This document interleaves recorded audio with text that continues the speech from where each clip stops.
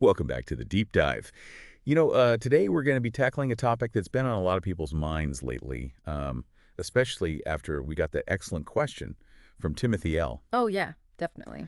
It's all about the IRS's brand new regulations on digital content. Yeah, it's complex stuff for sure, but It's sort of we're going to try to break it down so you can actually understand not only what the regulations say, like the letter of the law, but also what they actually mean, yeah, for, businesses and consumers and how it'll affect everyone. exactly. And believe me, the way these rules categorize things, sometimes it's not at all what you'd expect. It really isn't. Uh, It's a fascinating area where like these traditional tax concepts are kind of meeting this ever-evolving digital landscape that we're in, and yeah. it's really interesting to see how they're trying to apply these old rules to, this new world. Right. And we're not just talking about downloading a song or two here. We're talking about everything from software and ebooks to streaming services and even like in-game purchases, those little microtransactions that have become a huge part of gaming these days. Right, like Fortnite skins and all that stuff. Exactly.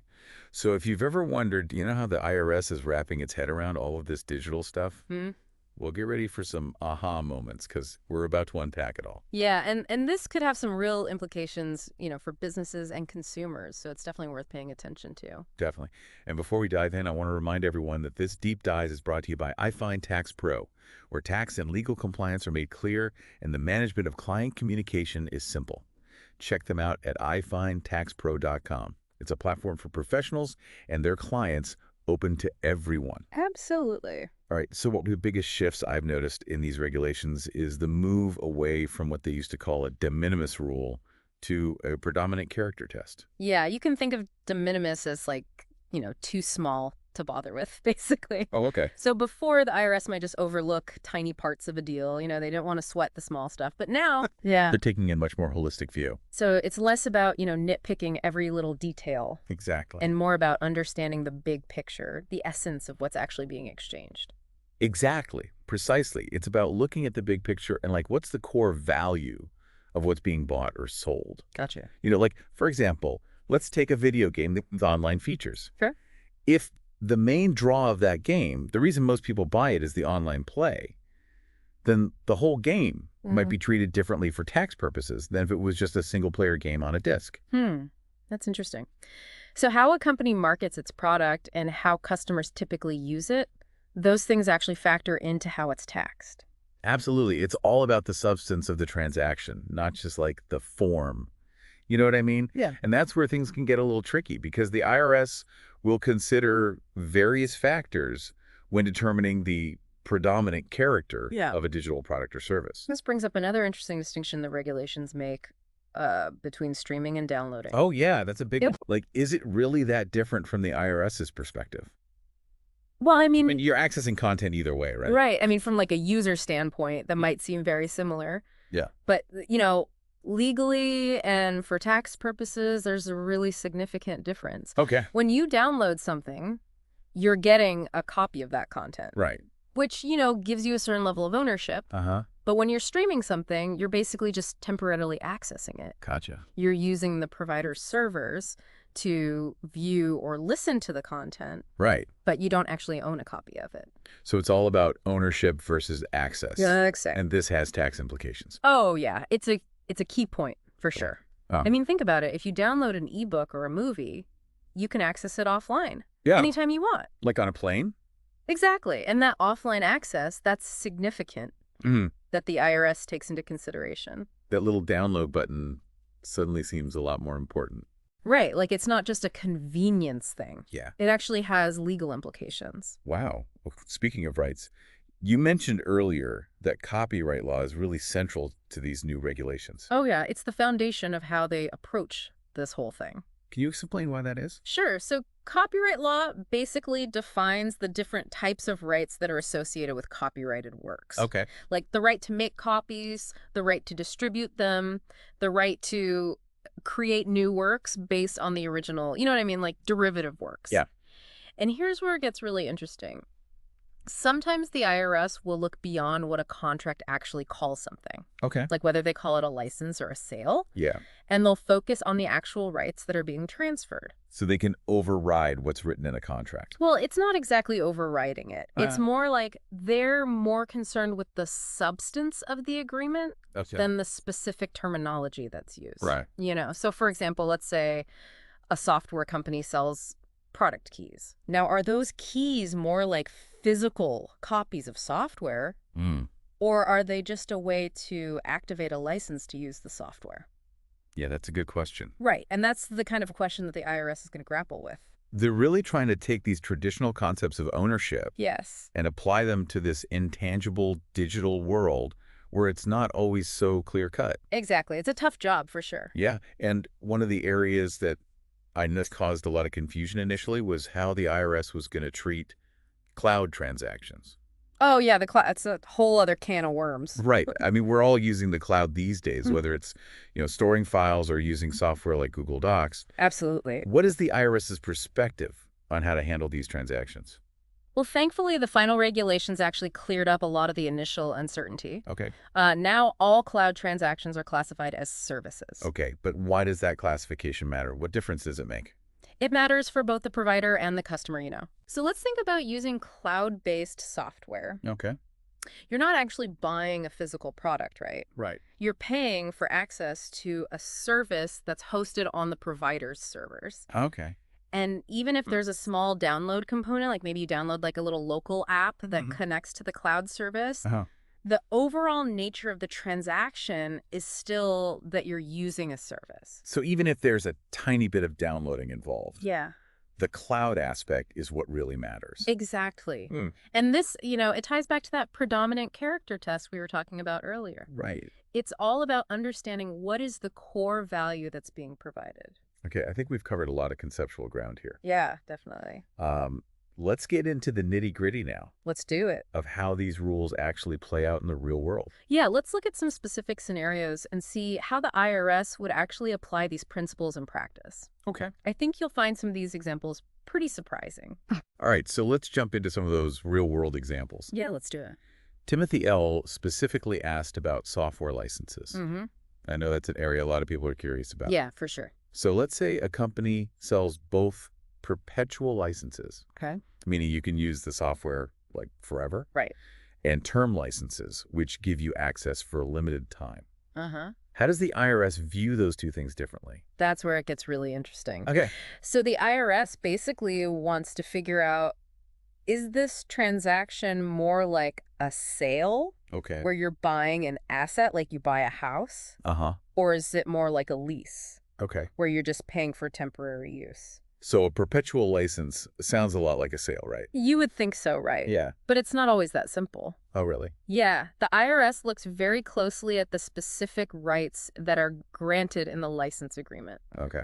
So if the customer has the right to use the software forever to make backup copies Yeah. and even to transfer the license to someone else, Okay. then yeah, it's probably going to be treated like a sale. But what if there are limitations on those rights? Right. Well, that's where it gets a little more nuanced. Okay. So if the license agreement restricts those rights in certain ways, Yeah. then it might start to look more like a lease. Hmm. So, for example, if the company can revoke the license under certain conditions, or if the customer can't transfer it freely, Okay. that could tip the scales towards a lease treatment. And what about term licenses? Yeah. Those like short-term subscriptions. Right. Those are probably more straightforward. Yeah. Yeah. Generally speaking, term licenses are treated as leases Okay. because the customer's access is limited to a specific period of time. Right. It's like renting an apartment. Exactly. You have the right to use it for a certain time, Right. but you don't actually own it. Precisely. Makes sense. Now, software companies often bundle things like upgrades and support services with their licenses. Oh, yeah. All the time. How does the IRS handle that? Well, that's where we have to go back to our old friend, the predominant character test. Okay.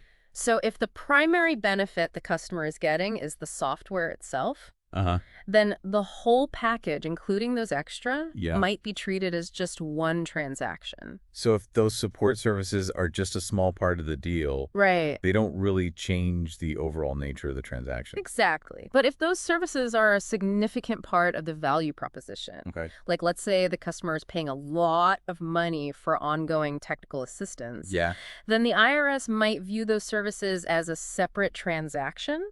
They'll try to untangle the different elements Yeah. and determine how each one should be treated for tax purposes. It sounds like there's a lot of judgment involved in applying these rules. Oh, yeah, there is a lot of judgment involved. Okay. And that's why it's super important for businesses to really carefully analyze their digital offerings Mm-hmm. and document how they're applying these principles. It's also a good idea to talk to tax professionals who are up to date on these regulations. Good advice.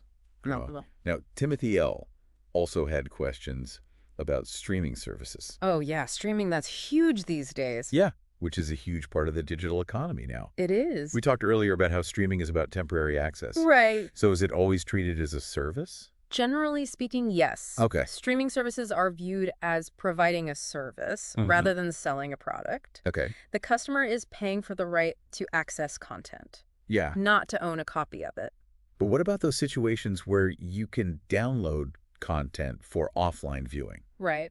Like, saving a movie to your phone so you can watch it on a plane. Yeah. Does that change things? It might. Okay. Again, that's where the predominant character test comes back into play. Right. So if the ability to download is just like a minor perk, Yeah, okay. and the primary way customers access the content is through streaming, then it might still be classified as a service. So a download option doesn't automatically mean it's a sale. Not necessarily, no. Okay. It really depends on the context. Uh-huh. How the service is designed and how it's marketed. This is getting pretty nuanced. It is. It's very nuanced, and that's why these regulations are so complex. Yeah. Every situation really needs to be evaluated carefully. Okay, so let's move on to another area that Timothy L. asked about: online databases. Okay. Things like legal research platforms or subscription-based news websites Right. that give you access to a vast library of articles. Yeah, those are interesting. How do those fit into this whole framework? Yeah, they're interesting because they seem to combine elements of both products and services. Right. Yeah, you've got the database itself, which is like this collection of information. Uh-huh. And then you've got the service of providing access to that database, Yeah. often with, sophisticated search tools and other features. So how does the IRS decide which aspect is predominant? Well, they'll look at a bunch of different factors, like how is the database structured? Right. How is the information presented? Mhm. And, what's the value that's being added by the service provider? Okay. So if the main value comes from accessing this curated and organized collection of information Yeah. with these powerful search capabilities, Right. then it might lean more towards being a service. So it's not just about the raw data. Exactly. It's about the tools and the user experience. Exactly. It's the whole package. This is a good example of how these regulations are trying to adapt to the evolving nature of digital content. It is. It's not always easy to fit these new business models into neat little categories. It's really not. No. Yeah. All right, let's talk about something that's become a huge part of the gaming world: Okay. in-game purchases. Ah, yes. Microtransactions. Yes, those microtransactions for virtual items, currency, other perks. Right. All that stuff. How does the IRS approach those? Once again, it all comes down to the predominant character of the transaction. It really depends on the nature of the in-game purchase. Yeah. And how it relates to the overall game experience. Can you give us some examples? Sure. So let's imagine you buy a virtual outfit for your character in a game. Uh-huh. Now, if that outfit is purely cosmetic, Yeah. it doesn't affect the gameplay at all. Okay. It might be treated like a sale of a copyrighted article, sort of like buying a digital t-shirt. Okay. But if that purchase gives you some kind of functional advantage in the game, Okay. like let's say a powerful weapon Uh-huh. or a boost to your character's abilities, Okay. then it might be seen as a service Interesting. that enhances your gaming experience. So a virtual sword could be a product, Potentially, yes. but a potion that increases your strength could be a service. Yeah, that's a very simplified way to think about it, Okay. but it kind of illustrates the point. Yeah. The IRS is looking at the impact of the purchase on the overall game experience.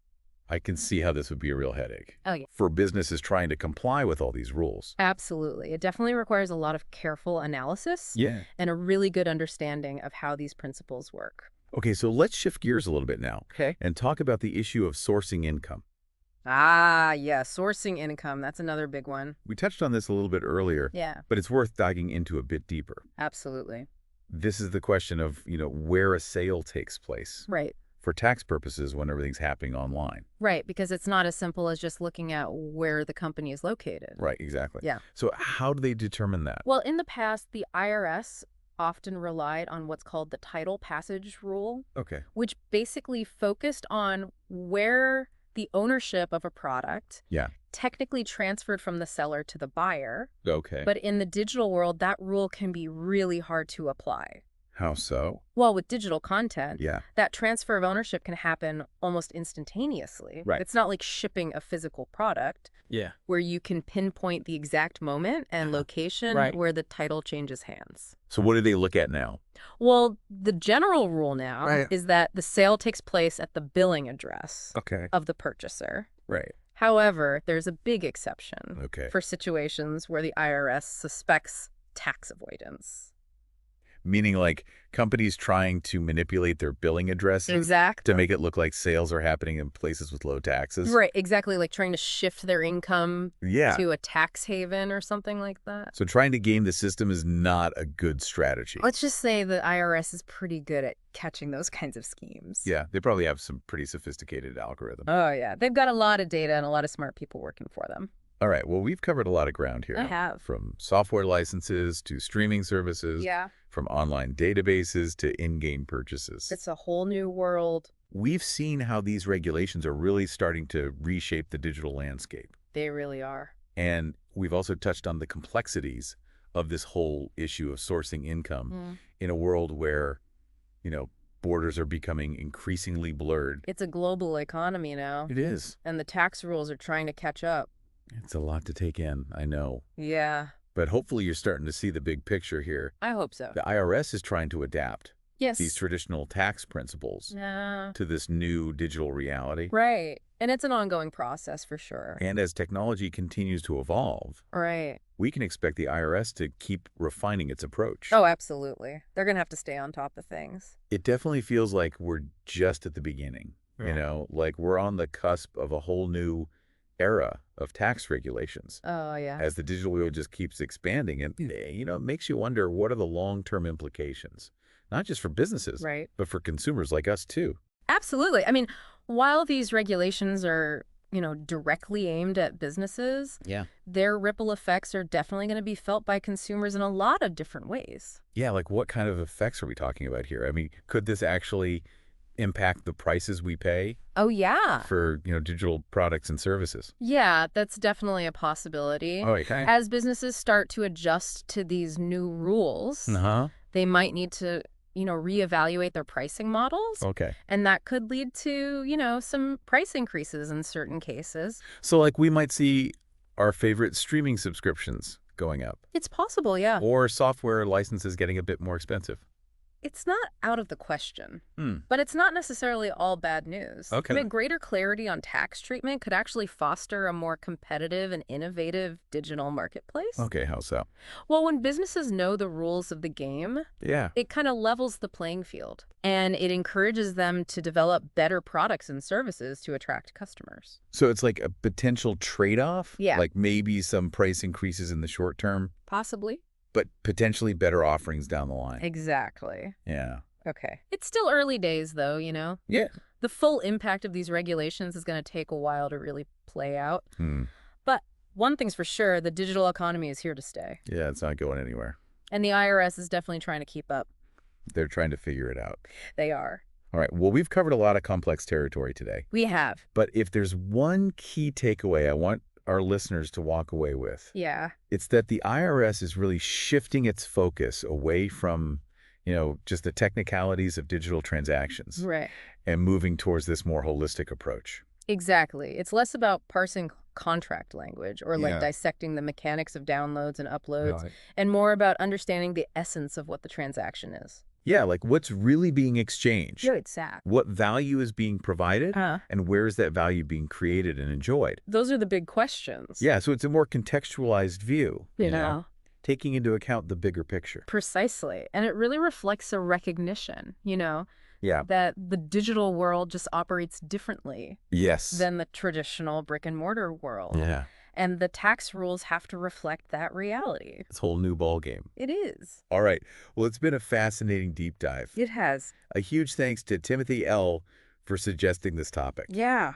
Great question, Timothy. It's clearly something that's on a lot of people's minds. Yeah. And for those of you who have questions about this or any other tax-related topic, Yeah.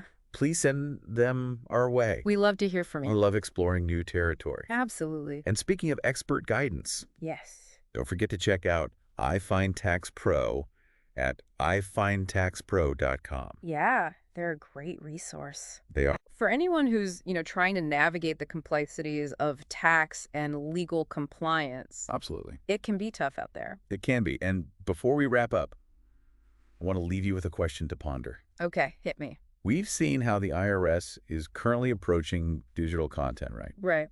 But as we all know, technology is constantly evolving at a rapid pace. Oh, yeah. Always changing. So do you think these regulations will be able to keep up? That's a good question. Yeah, what might the future hold for digital taxes?